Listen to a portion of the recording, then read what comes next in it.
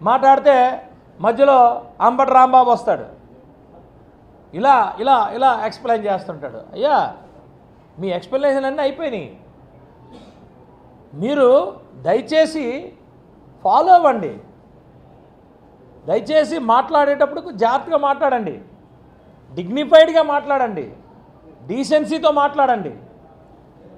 అంతే తప్పితే ఎలా పడితే అలా మాట్లాడితే ఎలా? దయచేసి ఇవన్నీ మాట్లాడకండి. నాలుగు కూలిపోయేలా, వీళ్ళు కూలిపోవాలా, ఈ ఫ్లైట్ కూలిపోవాలా, ఆ హెలికాప్టర్ కూలిపోవాలా, ఇదేంటిది? ఇదేం శాపనార్థాలు? ఇదేం శాపనార్థాలు నాకు అర్థం కాదు.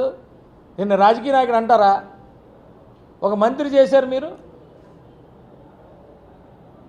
మంత్రి చేసి కనీసం ఏదో ఏంటి ఈ శాపనార్థాలు? నాకు అర్థం కావట్లా. ఒక డిగ్నిటీ ఉండాలి కదా. ఎలాంటి వాళ్ళు మిమ్మల్ని మంత్రులు చేశారు? మిమ్మల్నే కాదు, ఒక శాసనసభ్యుడు చేశాడంటే ఆ శాసనసభ్యుడికి ఒక విలువ, ఒక పద్ధతి ఉండాలా?